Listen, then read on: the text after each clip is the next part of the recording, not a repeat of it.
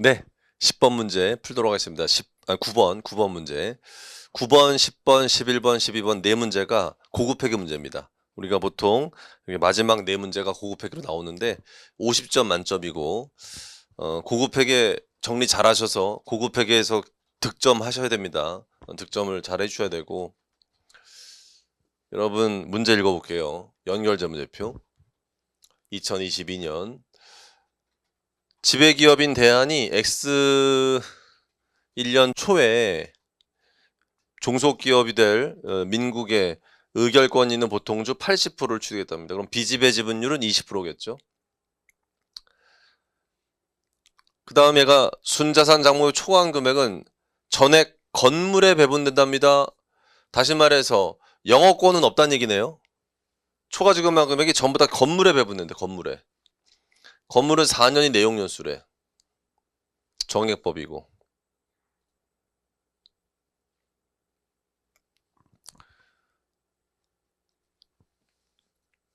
민국이 유일한 종속기업이래. 다른 종속기업 없다는 얘기지.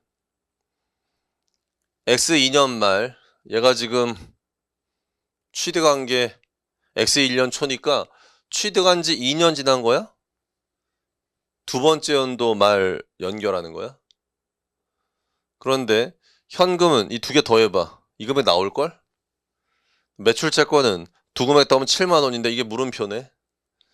재고는 두 금액을 더해보니까 10만 원인데 안 맞아. 여러분 이 두 금액 더하니까 얼마야? 12만 원인데 요 2만 원만큼 안 맞아. 그 말은 미실현이익 제거하는 게 있나 봐. 재고에서. 그 다음 종투 이 금액이 모르겠네. 근데 이건 연결하고 나면 0 되는 거야 무조건. 토지는 두 금액 더하니까 31만 원인데 30만 원 된다는 얘기는 만 원만큼 또 빼야 되네. 그 만 원이 뭐가 있겠네, 그치? 그 다음에 건물은 이 두 금액 더하니까 14만 원인데 14만 원. 이거 됐으니까 2만 원이 더 증가해야 돼. 더하기 2만 원. 아마도 취득할 때 건물에서 북밸류와 페어밸류 차이 난 게 2만 원만큼 차이가 있었나 봐. 그걸 알 수 있게 되죠. 감가상각 누계액은 나와 있고 이 물음표야.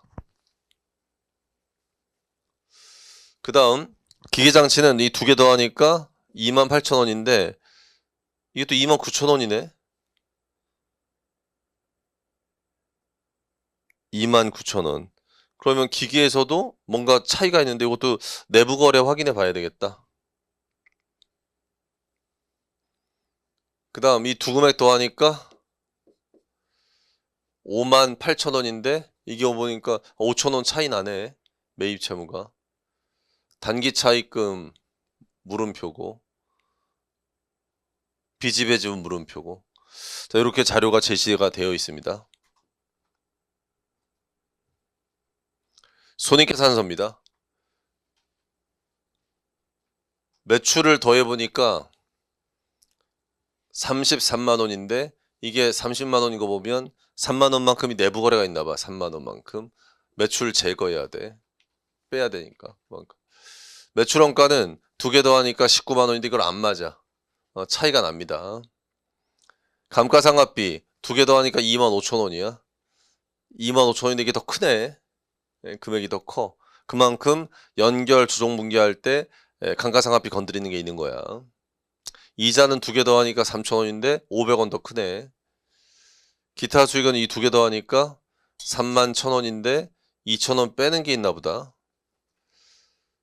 기타 비용은 그 수익 빼는 게 있는 거죠. 그다음 기타 비용은 두 개 더하면은 3,000원인데 500원 빼는 게 있는 거고. 이자 수익과 이자 비용에서 둘 다 500원 빼는 게 있나 봐. 500원 500원이면 빼는 거고 얘는 500원 더 하는 건데 여기는 500원을 증가시키는 거. 그 다음에 이게 연결 NI야. 연결 NI. 연결 NI에서 비지배가 이거야. 비지배 기속 이거니까 연결 NI에서 비지배 요걸 빼면 요 지배기업 소유주 NI가 나온다.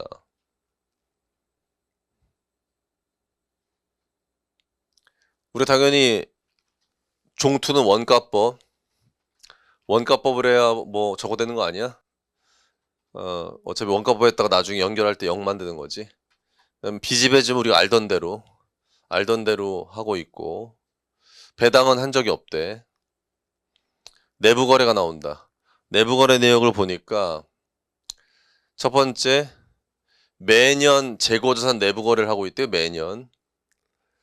X2년 초에 갖고 있던 재고에 따른 미실현이익자 등은 모두 전기에 대한이민국한테 하향이네. 하향 판매로 인해서 미실현이익이라는 걸 파악하시면 됩니다. 하향. 그리고 이게 X2년 중에 모두 실현됐답니다. 그리고 매출채권 대안은 민국에 대한 매출채권 중 2,000원을 은행에서 할인했답니다. 보통 할인은 제거 조건을 만족하는 거래였어요. 그러면 매출채권 제거했겠죠. 처분 손실로 500원 인식을 했답니다. 500원. 이런 데이터가 나와 있어요. 그 다음, 대안이 기계장치를 팔았군요. 역시 팔았어요. 얘가 북밸류가 2,000원짜리래요. 근데 4,000원에 팔았으니까 2,000원 비싸게 팔았네요. 4년입니다. 그러면 500원씩 조정이 될 거예요. X2년 말이제 사용하고 있답니다. 자, 대안이 팔았으니까 하향 거래군요. 하향. 근데 여기서 민국이 보유하고 있는 토지를 비싸게 팔았군요. 5만원짜리를 6만원에. 만원만큼 미실현이익이 발생했겠네요. 상향입니다. 상향. 비지배에 영향을 미칩니다. 이 하향은 비지배에 영향을 안 미치고요. 그 다음, 얘네들은 요거 다 재평가 모형, 원가 모형 하고 있다고 되어 있고요. 됐습니다. 얘가 질문한 게 지배력 획득일 X1년 초에 이익잉여금이 종속계 4만원이었고 X1년 초 이후 민국의 자본금은 변동이 없답니다. 얘가 기말에 종투 금액이 얼마냐? 그럼 종투 처음에 취득한 금액 물어보는 것 같은데, 원가법으로 했을 때. 그 다음 X2년 말 현재 연결 표시될 다음의 금액 계산해라. 매출채권, 감가상각 누계액, 이런 금액 찾으라고 했네. X2년 말 대한과 민국이 내부 거래했죠. 미실현이익 잔액, 재고자 내부 미실현이익 잔액을 계산하랍니다. 이거 아마 그 재고 금액 차이 났던 거 2만 원일 것 같은데. 그리고 요게 하향인지 상향인지를 구분해. 그 다음, 그렇게 판단한 근거를 간략히 서술해라. X2년에 단 한 건의 내부 거래만 발생했고 X2년 관련제 남아있다 이렇게 써 있는 겁니다. 그러면 요 잔액이 아마 아까 우리가 파악했던 2만 원일 거야. 그 다음에 이게 상향인지 이거는 판단을 좀 해줘야 돼.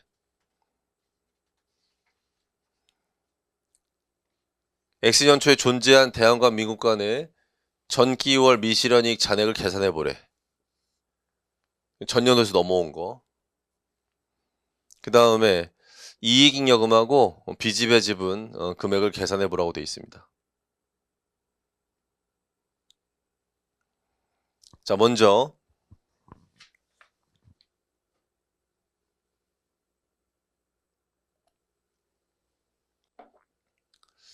우리가 아까 그 손익계산서에서 연결실제 감가상각비가 이 금액이었어요. 근데 양회사 감가상각비를 더해보면 15,000원과 만원이니까 더하면 2만 원입니다. 25,000원. 25,000원인데 얘가 기계장치 하향거래 내부거래 때문에 그 조정하는 금액이 500원이 있어. 500원이. 그런데 그럼 이게 북밸류, 페어밸류 조정한 거 감가상각비가 더해줘야 되는데 그럼 이 금액이 얼마가 나올 것이냐? 5,000원이 나옵니다. 그럼 5,000원이라는 숫자가 몇 년 동안 가는 거죠?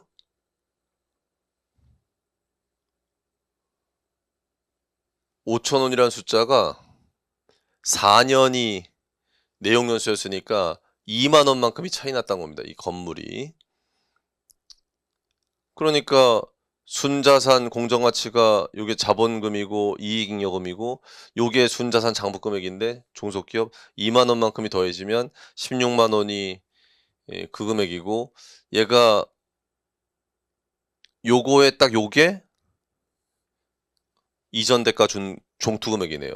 왜냐하면 영업권이 없습니다. 영업권이 없으니까 요 건물의 북밸류, 페어밸류 차이 난 것만 반영해 주면 80%가 지배기업이 낸 돈이다. 이렇게 파악했습니다. 그 다음 이건 이제 이 숫자를 찾기 위해서 연결 주어문계를 좀 해보고 있는데 요게 순자산 장부금액이고요. 요게 북밸류, 페어밸류 차이 난 2만 원. 아까 방금 전에 찾았던 그 종투가 이 금액이라는 걸 물음 1번에서 우리가 계산을 했죠. 이게 몇 프로 살려고 준 거냐면 80%입니다. 그럼 이게 20% 금액이 일로 들어가겠죠. 이거 다 더한 다음에 20% 곱해 보시고요. 두 번째 연도 말이니까 감가상각을 두 번 했어, 두 번. 이거는 X2년 거, 이거 X1년 거. 감가상각 누계액은 10,000원 건드렸습니다. 기계장치 하향 거래로 인해서 하향 거래 우리가 조정한 게 이렇게 나와 있는데 이게 올해 감가상각비 조정한 금액이고요. 얘가 기계장치 금액 맞추는 금액이고 감가상각 누계액 조정한 금액 처분이익이 2,000원. 올해 팔았군요. 내용 다시 한번 확인해 보겠습니다.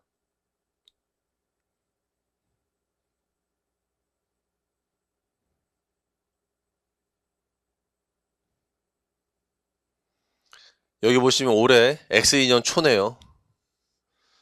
X년 초에 요렇게 북밸류가 취득원가는 이거고 감누는 3,000원이고 그랬던 거를 4,000원에 팔았으니까 사관놈 장부에 4,000원에 적혀 있거든요. 그 기계장치를 5,000원으로 바꾸려니까 기계장치 1,000원 올리는 거고요. 그 다음 얘가 2,000원만큼 비싸게 팔았으니까 2,000원이 처분이익 없애는 거죠. 자료 확인했더니 우리가 이제 알 수 있습니다.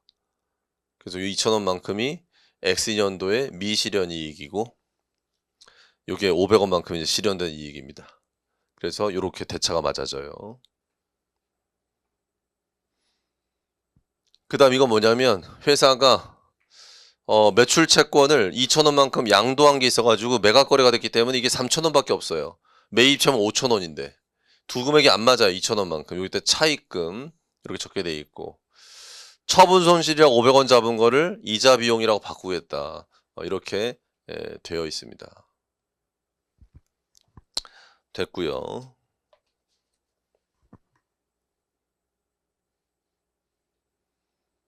그 다음에 토지 이거 상향거래.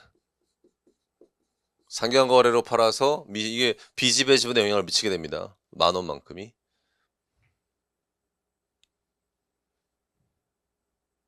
됐습니다. 그럼 여기 들어가는 거 찾아볼게요. 일단 매출채권. 매출채권 금액은 어떻게 나옵니까? 여러분들 자료 보시고요. 자료에서 매출채권이 기초에 그러니까 지배기업계 4만원이고요. 종속계 3만원입니다. 두 개 더면 7만원인데 7만원에서 7만원 3,000원 3,000원만큼 제거하니까 얼마가 나옵니까? 67,000원 나오죠? 그 다음에 감가상각 누계 건물인데요. 건물 거 더해보세요. 건물이 지배계 5만원이고 종속계 3만원이니까 8만원 8만원인데 여기 보시면 요 감가상각 누계 늘린 거 보이지? 건물이야 건물. 요건 기계야 기계. 요 감누는. 그래서 10,000원만큼 더하면은 9만원 9만원이 나옵니다. 요금에 기계장치는 두 회사의 감누를 보니까 8,000원과 1,000원이니까 9,000원이야. 더하면 9,000원인데 조정한 거 좀 보자. 이만큼 늘렸네? 2,500원. 더해봐. 건드린 거 없지? 이 금액이 나오는 거야. 11,500원. 자, 이런 식으로 하는 겁니다. 이런 식으로. 그 다음.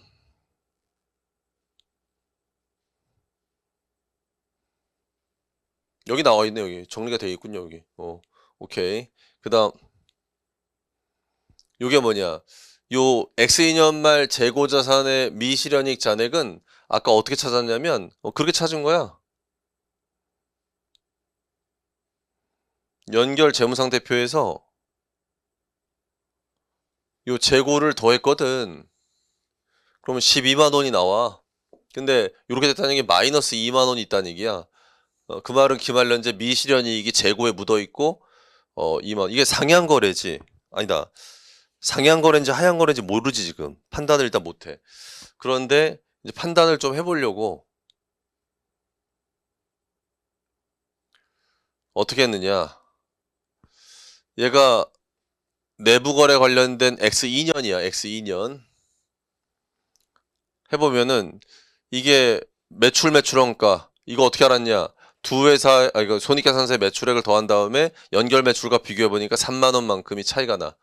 요게 내부거래 매출액이야. 매출원가 상계 제거하고. 그다음 요게 미실현이익이야. 미실현이익. 두 회사 재고를 더한 다음에 연결하고 비교해 봤더니 2만 원 차이 나니까 2만 원만큼 미실현이익이 있는 거야. 요게 하향일까 상향일까?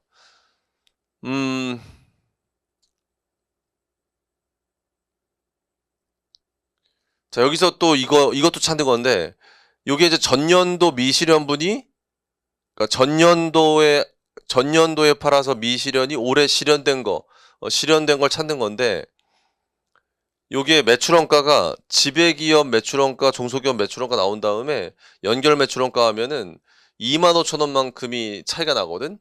근데 여기서 보니까 매출원가 이좀 보죠, 매출원가. 매출원가 요렇게 봐봐. 얼마야 이게? 10,000원 차이 나지. 10,000원 차이 나는 거에서 15,000원만큼 더 조정해줘야 되겠다 해서 이 숫자 찾는 거야. 그리고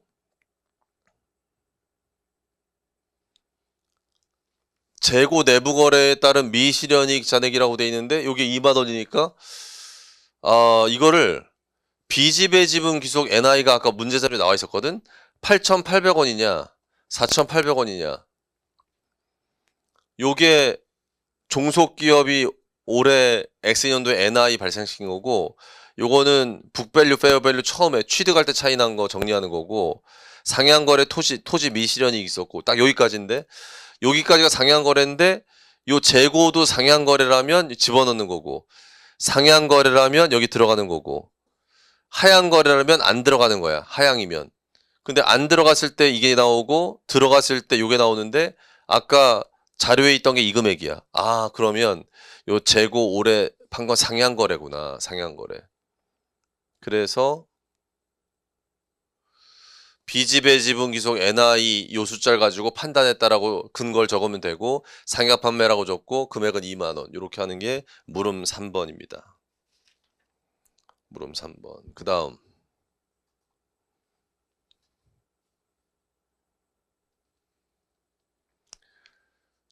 얘가 물음 4번인데 얘는 우리가 물음 3번 계산을 할 때 매출원가를 통해서 요 미실현이익을 아까 찾았습니다. 그러니까 X1년 미실현이익이고요. X2년에 실현된 겁니다. 실현.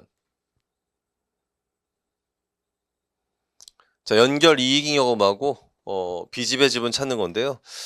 연결 이익잉여금은 좀 어렵기 때문에 여러분들 요건 잘 못한다 하더라도 비지배 지분은 잘했으면 좋겠고요. 자, 우린 연결 이익잉여금이든 비지배 지분이든 이거 잔액을 물어보는 거기 때문에 얘는 반드시 뭘 확인하냐면 날짜.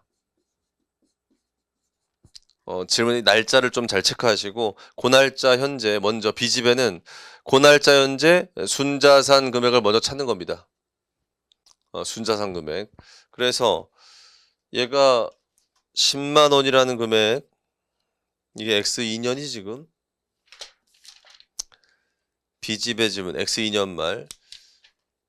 그럼 얘가 종속기업이 취득 시점에 종속기업 거기 X2년께 나와 있구나. 거기 재무상태표에 요게 자본금이고 요게 X2년 말 이익잉여금이야. 요 숫자가 이익잉여금. 요게 여러분 거기 재무상태표에 나와 있어요. 1173페이지에. 그래서 요 두 금액 더한 게 순자산 요 날짜의 장부금액입니다. 그 다음 취득일에 북밸류와 페어밸류 차이 났던 게 2만 원이고요. 요게 2년 경과됐으니까 요 만 원이 2만 원에 곱하기 4분의 2. 만 원이고. 결국 요만큼 남아있다는 얘기죠. 그리고 상향거래. 상향거래로 인한 토지 미실현이익. 그다음 요거 재고자산. 우리 상향거래로 파악됐으니까 미실현이익. 상향거래인 것만 B집에 집어넣을 수 있어요. 지분율 20%. 답이 나온 겁니다. 마무리하시고요. 그다음 연결이익잉여금은 요 45만 원이라는 숫자가 뭐냐면 그 숫자 합친 겁니다. 여러분 거기 지배기업. 일단 이건 지배기업 이익잉여금 X2년 말. X2년 말 지배기업. 지배기업 이익잉여금. 지배기업. 화면 조금만 옆으로. 요 좀 보이게. 예. 요게 지배기업 이익잉여금이고 그 다음에 요게 뭐냐면은 하향거래. 하향거래로 기계장치 미실현이익이 2,000원 생겼다가 500원 조정돼서 1,500원 남아있는 미실현이익 잔액입니다. 잔액. 그 다음 요게 취득일의 이익잉여금이니까 요게 취득한 이후에 증가한 종속기업 저거야. 종속기업 NI. 그러니까 X1년, X2년 NI. 두 연도. X1년과 X2년의 종속기업 NI. 이게 이제 종속기업 거 끌고 오는 거니까. 여기에서 그렇지. 여기가 이제 요 여기서부터 가로야. 가로 해가지고 여기까지가 가로 해가지고 80% 하는 거거든. 그러니까 종속기업의 요런 숫자에 대해서 지배기업 지분율까지가 이익잉여금. 왜냐면 20%만큼은 비지배로 갈 거거든. 그러니까 요게 이익잉여금에 남아 있을 거야. 이익잉여금에. 요게 북밸류, 페어밸류 차이 났던 거에서 2년간 5,000원, 그러니까 5,000원씩 두 번, 10,000원 없어진 거고, 요게 상향거래. 상향거래로 인한 토지 미실현이 요게 역시 상향거래. 그래서 가로 닫고 80% 곱하니까 이 금액이 나온 거야. 이게 좀 어렵지. 이익잉여금이 제일 어려워. 그래서 뭐 요 실력이 있는 분들은 잘할 거고 연습을 좀 하시면 됩니다. 다 했습니다. 이렇게 해서 연결 문제들 숫자 찾아 들어가는 거 다 말씀드렸고요. 다음 설명드리겠습니다. 다음은 역취득인데 이 역취득 문제는 여러분들 교재 961페이지 여기에 5번 문제가 있어. 그래서 이 역취득 문제야. 역취득. 그 문제를 풀고 이 문제를 풀면 쉽게 해결될 겁니다. 이 문제를 먼저 해보시고 그렇게 하도록 하시고요. 그 문제 이게 없기 때문에 요것만 얘기해 줄게요. 얘가 X0년 단기순이가고 X1년 연결 단기순. 왜냐하면 X0년은 연결하기 전이야. 요 연결한 다음이고. 그래서 7,200원과 14,250원이라고 줬을 때 X1년 주당이익과 비교목적 공시대기 작성하기 위한 X0년 주당이익을 각각 계산하죠.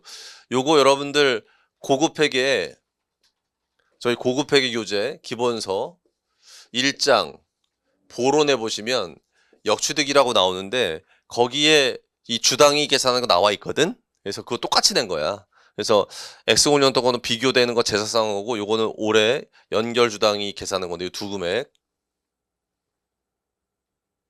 요 계산한 것 좀 확인해 줄게.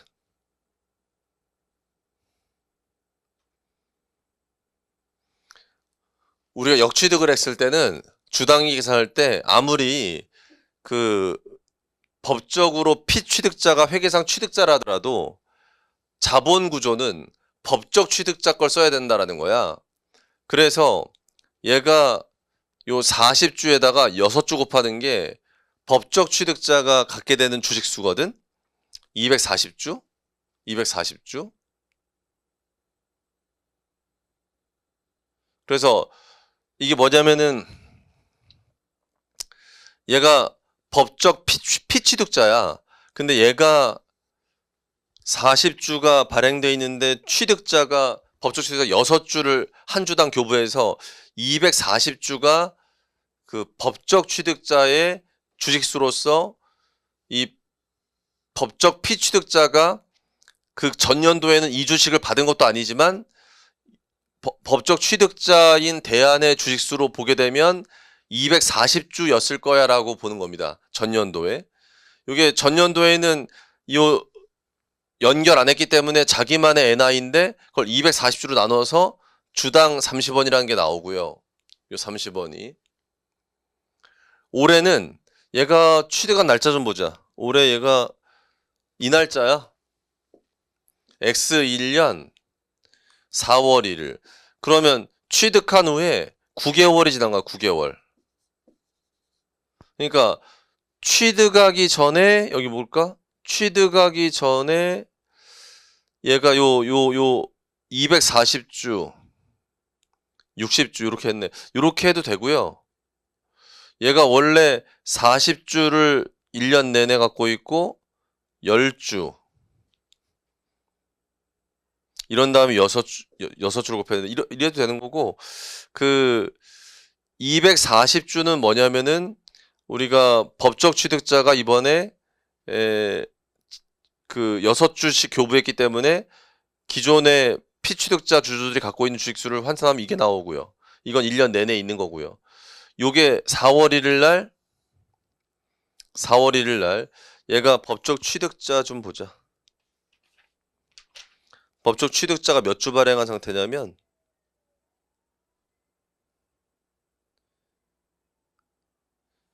법적 취득자는 60주가 발행돼 있구나.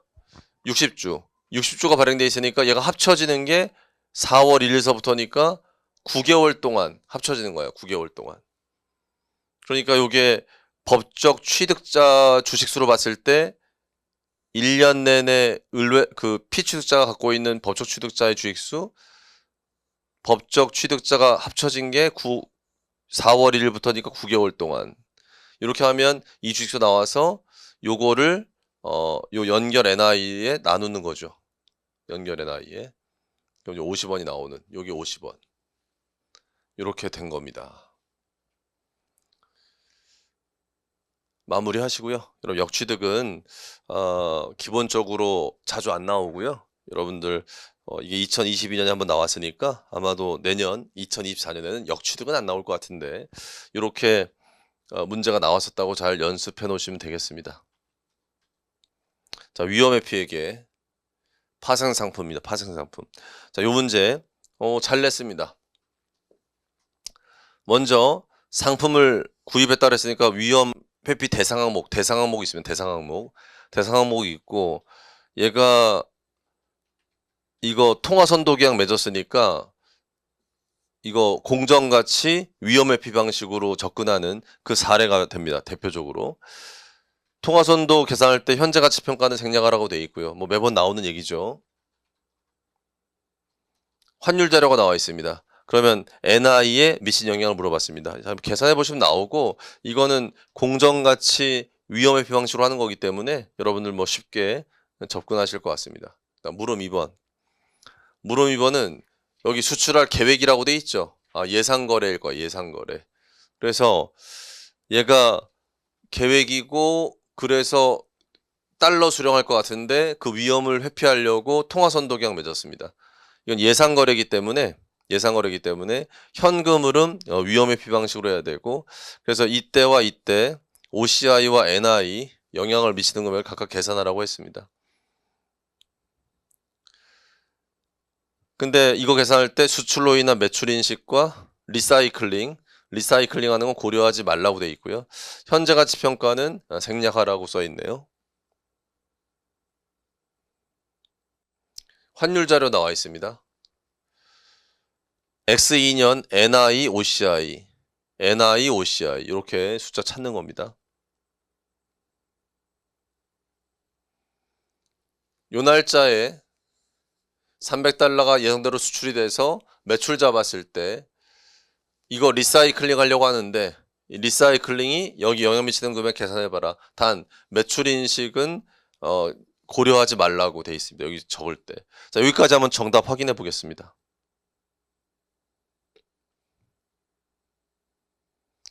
먼저 요 무릎 1번에 대해서는 얘가 재고자산을 구입했죠. $200에. 그래서 매입 채무가 이게 달러 줄 돈이죠. 그런데 수단은 통화선도 계약인데 요 계약 체결한 날은 얘가 0이에요. 공정가치가 0이니까 분개할 게 없죠.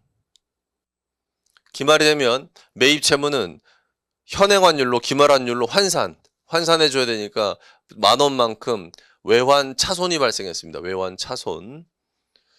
근데 통화선도 계약은 평가해 보니까 800원만큼 파생 상품 자산입니다. 자산 잡히면서 대변의 평가이익.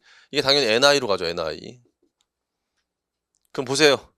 NI 영향 미치는 게 두 개가 있으니까 2,000원만큼 손실이 더 크네요. 손실이 더 크다. 마이너스. 잘 확인하시고. 마지막 결제할 때 매입 채무가 이만큼이 장부에서 사라지면서 현금을 이만큼 지급하기 때문에 외환 차손 발생했네요. 차손. 달러 받고요. 원화 지급하고요. 통화선도 계약 잡아놓은 거 자산 제거하고요. 거래이익이 6,000원 발생했어요. NI. 이 금액과 이 금액 하니까 마이너스 4,000원. 이거네 이거. 그래서 답은 이렇게 두 갈식으로 처음에 딱 보여주세요. 됐습니다. 그 다음에 이거는 현금 흐름 위험 회계 방식이니까 얘가 통화선도 계약의 X2년 말 평가이익은 이렇게 계산하거든요. 그럼 9,000원 나옵니다. 위험이 효과적인지를 판단하기 위해서 현금 흐름 변동은 현물 환율 가지고 현물 환율의 차이 곱하니까 이게 위험입니다. 위험. 효과적인 게 6,000원까지야. 6,000원까지는 OCI로 잡고요. 효과적이지 않은 3,000원은 NI로. 그 다음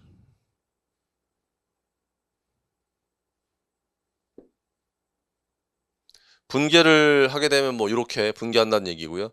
X3년 3월 31일 날 누적으로 통화선도 평가이익은 이렇게 계산했을 때 12,000원 나오고요. 현금은 변동이 이렇게 했을 때 전액 효과적이네? 전액 효과적이야. 그러면 요 12,000원을 전부 다 OCI 잡아야 돼. OCI. 그러면 자산은 9,000원 잡아놨으니까 자산을 3,000원 더 잡아야 돼. 12,000원 하기 위해서.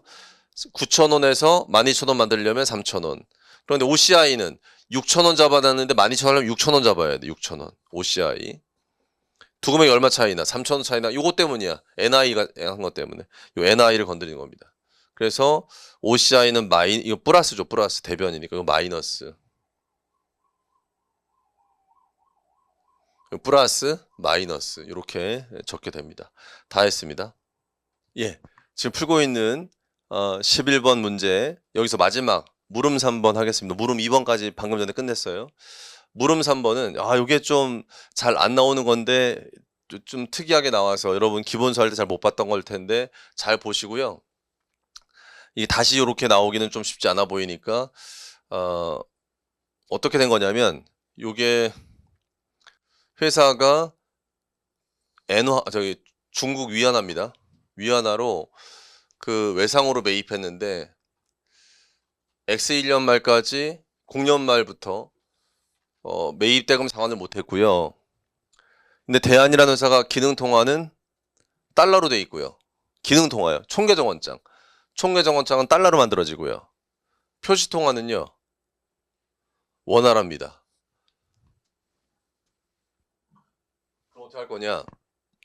환율 자료가 달러와 이 중국 위안화하고 요 환율이 나와 있고 원화하고 달러의 환율이 나와 있어요.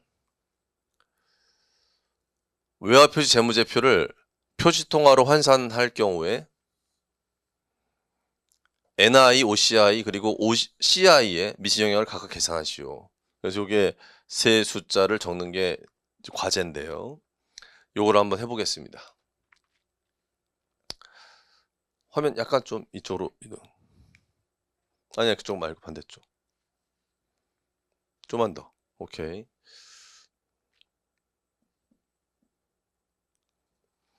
자, 얘가 이렇습니다. 얘가 먼저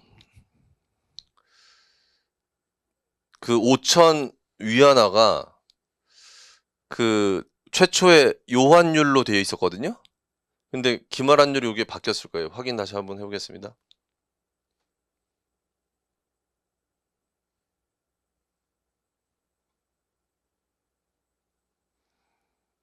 얘가 보시면 아 이거구나. 원래 요걸로 처음에 달러 환산이 됐을 텐데 얘가 요렇게 환율이 달라졌어요. 요렇게 환율이 달라졌어요. 그러니까 요만큼 환율이 떨어진 거죠. 오히려 0.2, 0.03. 그러면 얘가 기능통화가 달러니까 분계를 달러로 합니다. 달러. 총계정 원장에 달러로 반영하기 위해서. 그러면 환율이 0.03 달러가 내려간 거잖아요. 엔화가 달러에서 내려간 거야. 그러면은 5천 위안에 곱하면은 150 달러만큼이 내가 갚을 돈이 오히려 줄어드는 거죠. 환율이 내려갔으니까. 그래서 150 달러만큼 매입 채무가 감소하면서 얘가 외환환산 이익이라고 하는 NI 건드리는 게 됩니다. 이렇게. 자, 여기 이제 기능통화. 기능통화로 장부에 반영했을 때 분계인데 여기서 요거를 이제 표시통화로 이제 재무제표에 반영하다 보니까 우리가 표시통화 환산할 때요. 손익은요. NI 건드리는 거죠. 기본적으로 거래일의 환율을 적용하는 게 원칙입니다. 거래일. 근데 이게 기말에 환산했잖아요. 그럼 이게 수익이 기말에 발생한 거예요. 그러니까 X2년 아니 X2년 아니고 X1년 X1년 말 요때 발생한 거예요. 그러니까 그 환산 손익을 기말 환율을 적용했다는 게 뭐냐면 달러 여기 보세요. 이 숫자. 요게 150달러에다가 1250원 곱했는데 이 1250원이라는 게 X1년 말 환율입니다. X1년 말. 그래서 얘가 재무제표에 요만큼의 숫자로 대변에 들어갈 거란 얘기예요. 수익이. 재무제표를 만들면. 표시통화로. 그런데 매입채무는 얼마가 변하느냐? 매입채무는 전기말 표시통화 기준 매입채무 잔액과 단기말 매입채무 잔액 변동액이라고 해서 13만 원 나오는데 저 13만 원 어떻게 계산된 거냐면 여기 보세요. 얘가 기초에는 요거에다가 요게 달러 환율이고요. 요게 기초 달러와 원화의 환율이에요. 그러면 매입 채무가 원화로는 이 금액이었어. 기초에. 근데 기말에는 요 위안화 금액에서 0.2 달러 요 환율 곱한 다음에 이게 기말 환율이거든. 원화로 달러. 이러면은 매입 채무가 이 금액이에요. 그럼 기말에는 매입 채무가 이 금액이 된다는 얘기입니다. 그러니까 낮아진다는 얘기죠. 요 둘 금액의 차이가 13만 원만큼 매입 채무라는 부채가 원화로 감액된다는 얘기입니다. 그러면 표시통화로 만든 재무제 만들었을 때 대변에는 이만큼이 적히고요. 차변에는 요만큼이 적혀요. 두 금액이 얼마 안 맞죠? 이 금액이 안 맞아요. 우리 표시통화로 환산했을 때 대차 안 맞는 금액을 해외사업장 환산 차이 해가지고 OCI에 반영하거든. OCI에. 그래서 OCI에 미치는 영향이 마이너스 차변이니까 57,500원이고 NI는 187,500원이고 총 포괄이익은 여러분 CI는 NI 더하기 OCI 아닌가요? 그러니까 NI가 이만 건드려지고 OCI만 건드려지니까 그 차이 나는 금액 요 금액 13만 원만큼이 CI를 건드리게 되는 거죠. 그러니까 요 두 개 요게 NI 건드린 거 이게 OCI 건드린 거 그래서 이렇게 됩니다. 답이 이렇게 적히는 거예요. 자, 이거 마무리하실 때 다시 한번 설명할게요. 이 문제를 푸실 때 먼저 기능통화로 달러로 장부에 적었는데 이거를 재무제표에 원화로 표시할 것 같으면 이 수익은 기말환율로 해서 재무제표에 반영되고 이 매입 채무는 표시통화를 했을 때 차이가 아까 계산했던 요거 계산했던 게 13만 원 차이 나니까 13만 원 영향을 미치면 요 두 금액이 안 맞는 대차 차이 나는 게 OCI로 메꾸게 된다. 이렇게 정리하는 겁니다. 됐습니다. 마지막 문제입니다. 관계기업 투자라는 마지막 문제. 이 문제도 풀만하긴 했어요, 여러분한테. 자기가 처음에 취득한 걸 보면 40% 취득했어요, 400주. 그래서 주당 2,000원에 그 유의적인 영향력을 갖게 됐으니까 지분법을 할 겁니다. 자, 취득할 때 북밸류와 페어밸류 차이 나는 게 이런 게 있었습니다. 이런 자료 가지고 여러분 정리할 수 있죠? 기타 포괄 손익은 재분류, 리사이클링 되는 거랍니다. 우리 P투자 회사가 리사이클링 되는 OCI가 바뀌어서 끌고 온 지분 자본운동은 그게 제거될 때 리사이클링 똑같이 허용입니다. 이게 리사이클링 된다면 그 지분 자본운동도 리사이클링 되는 거. 첫 해에는 NI와 OCI가 이렇게 발생했고요. 현금 배당을 했으니까 요만큼 자본이 감소했겠죠. 두 번째 연도에는 NI는 플러스인데 OCI가 마이너스고요. 현금 배당을 또 했네요. 그 다음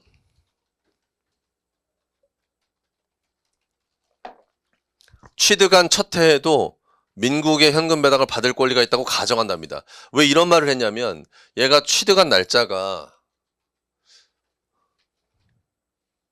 이 날짜거든요. 원래 이 날짜면은 X1년에 배당하는 건 전년도, X0년도의 이익을 배당하는 거기 때문에 사실 요 날짜에 취득했으면 배당 기준일에 산 게 아니기 때문에 전년도 배당을 원래 못 받는 거예요, 원래. 우린 기말 배당 기준일에 주주였어야 배당을 받는 건데, 그 연도 배당을. 그래서 원래 못 받는 건데, 요 5만 원에 대해서 우리가 배당 받을 권리가 있다라고 가정한 겁니다, 가정. 출제자가 왜 이 말을 했는지를 좀 잘 이해하시기 바랍니다. 그 다음에 여기 좀 출제자가 잘못 표현한 게 있는데 여기 내부거래라는 말을 좀 썼는데 이거 지분법이라서요. 상호거래라고 좀 해야 되고 이렇게 메모해 놓으세요. 상호거래라고 해야 맞는 말이 되는 건데 원래. 그 다음에 손상증은 존재하지 않는다고 돼 있고 질문한 거 보니까 얘가 영업권이 얼마냐를 질문했고요. 뭐 두 번 관투잔액이네요. 관투잔액. 그 다음 물음 2번은 요 날짜입니다.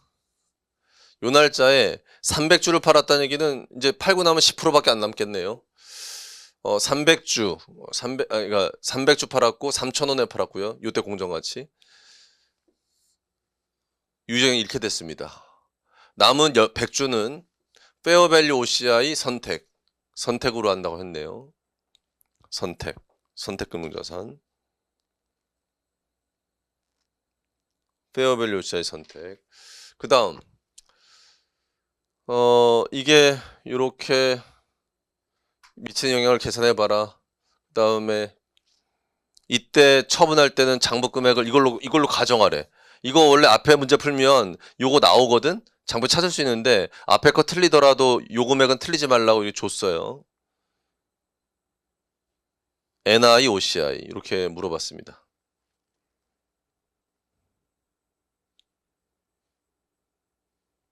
여러분 여기서 요 분계 있다가 볼 때 여기다 요거 하나만 메모해라. 여기다 요 페어밸류 OCI 선택이라고 좀 적죠. 선택. 이게 주식이니까 선택자를 좀 적어야 될 것 같아. 선택.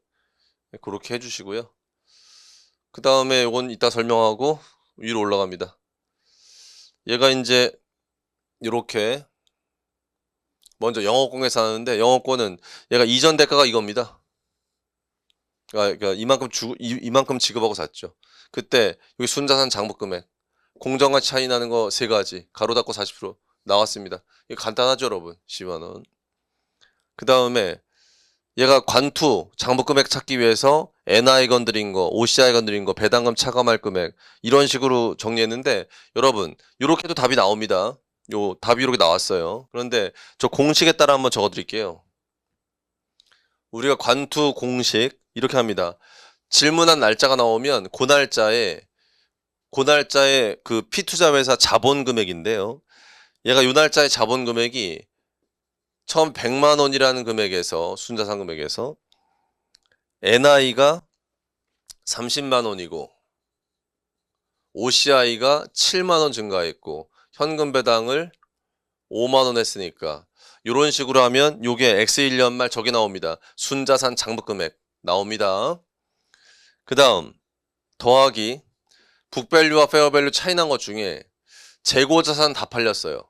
재고는 다 팔렸고 요 기계장치가 내용 연수가 5년짜리네요. 5분의 4가 남았겠네요. 5분의 4. 그 다음 더하기 요게 건물이네요. 건물이 50만 원인데 50만 원은 몇 년 동안이냐면 10년 동안. 곱하기 10분의 9가 남아있겠네요. 이렇게 하는 겁니다. 이렇게 해서 가로 닫고요. 요 금액에다 곱하기 얘 지분율 40%죠. 40% 곱한 다음에 더하기 영업권이 12만 원이었거든요. 다 적었습니다. 이렇게 계산 한번 꼭 해보세요. 해보시면 이 금액이 나올 겁니다. 876000이 나오는 거 꼭 확인해 보시고요. 자, 이것도 해드릴게요. X2년 말에는 자, 여기까지 먼저 더해 보겠습니다. 여기까지 더하면 132만 원입니다. 적을게요. 요게 X1년 말 순자 장부 금액인데 두 번째 연도에 NI가 40만 원 발생했고요. OCI가 마이너스입니다. OCI가 마이너스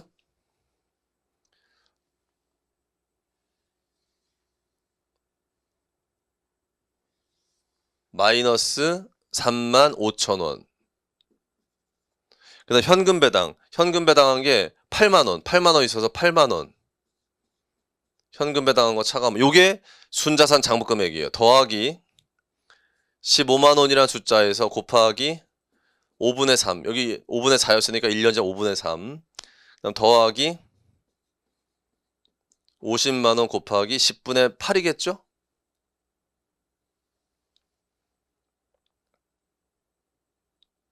(10분의 8)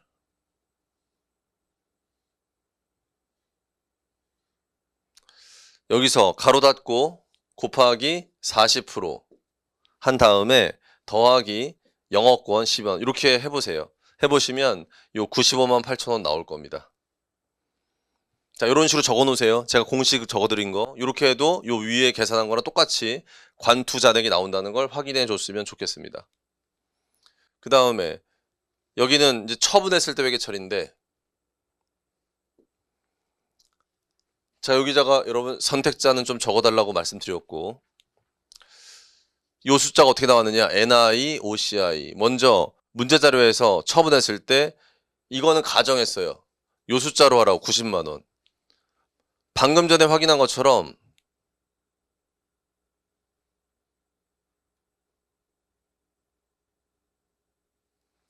우리가 요 숫자가 이거거든요. 95만 8천원이에요. 요 숫자인데 이거를 90만 원이라고 가정하라고 한 겁니다. 출제자가. 요 가정했고요. 그 대신 요거는 그대로 써야 되죠.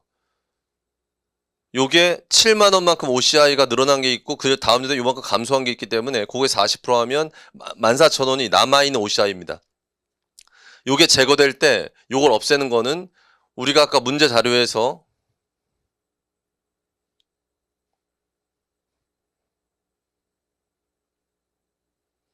기타 포괄손익이 재분류가 되는 항목이라고 썼기 때문에 요 7만 원하고 요것 때문에 변한 OCI가 리사이클링 되는 걸로 반영하는 겁니다. 그 다음 현금 받은 금액은 어떻게 계산된 거냐면 300주 팔았거든요. 근데 한 주당 공정가치가 3,000원이에요. 곱하면 이거 나온 거고요. 이거 어떻게 나온 거냐면 100주 남았거든요. 공정가치 3,000원으로 해야 되는 겁니다. 그래서 적은 겁니다. 대차 맞추면 이 금액이 나와요. 그래서 NI 건드린 건 요거고요. OCI 건드린 건 요거다. 끝났습니다. 이렇게 해서 관계기업 투자 12번 문제까지 확인해 드려서 2022년 공인회계사 기출문제를 다 설명해 드렸어요. 여러분이 푸시는 거고요. 저는 도와드린 거고요. 교재에 해답이 다 있기 때문에 그걸로 이해 안 되는 걸 좀 설명해 드린 거니까 여러분 요걸 바탕으로 언제든지 필요하실 때 이 강의를 통해서 2022년 기출문제 또 먼저 제가 올려드린 2023년 기출문제 잘 정리하시고 말씀드린 것처럼 2023년 좀 어렵게 냈기 때문에 2022년에 우리가 푼 이 정도의 난이도의 기출문제가 여러분 적당하다. 이렇게 아마 계속 출제가 될 거야.